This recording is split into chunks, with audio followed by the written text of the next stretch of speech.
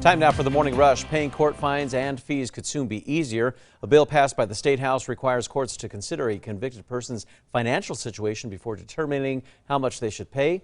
House Republicans criticize the bill as being soft on criminals now during a session that's supposed to be focused on cracking down on crime. A bill that would give juvenile offenders sentenced to life a second chance is heading to the House this morning.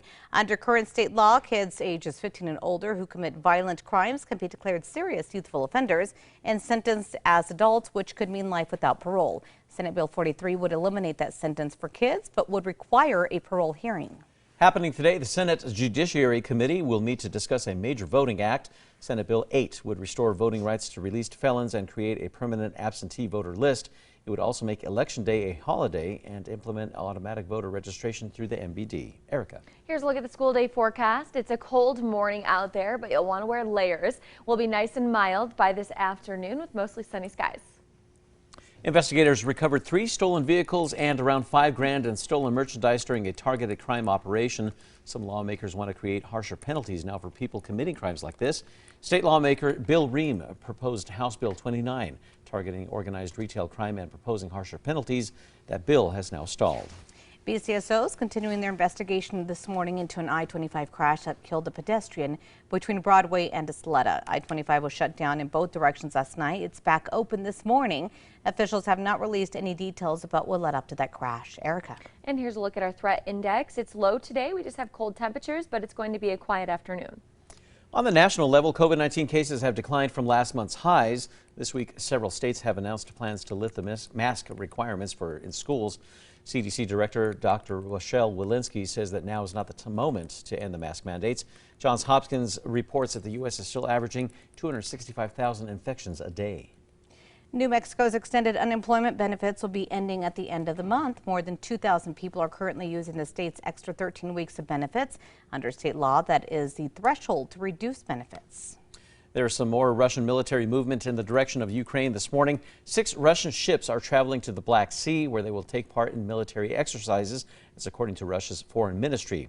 The military move, which Moscow insists was pre-planned, comes as Russia says that it's working toward peace with Ukraine. Erica. All right, time to get a look at the morning drive. Traffic maps are looking clear across the metro. No accidents or slowdowns. And here is Tracker. We're heading east on I-40 near Rio Grande. Looks like more cars out on the roads now, but still no major issues. Researchers in Australia and Japan discovered doing a single bicep curl at maximum effort per day for at least 3 seconds can increase muscle strength by 10% in just a month. Results of the study showed this minimum amount of exercise daily led to a significant increase in muscle strength long term. Time for the 5 facts. And number 5, a new community center is providing some new opportunities to one Albuquerque neighborhood.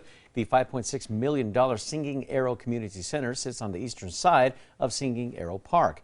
Now, inside the center is a fitness room, game room, multi-purpose rooms, computer lab, warming kitchen, and a meeting space. City leaders are hoping that it will bring the surrounding neighborhoods together. Meanwhile, the old community center on the other side of the park will now be used for early childhood programs. And number 4 now, some realtors in Albuquerque say the last several years have been the most competitive for single-family homes. The number of homes selling for more than $700,000 doubled about 600 from 2020 to 2021.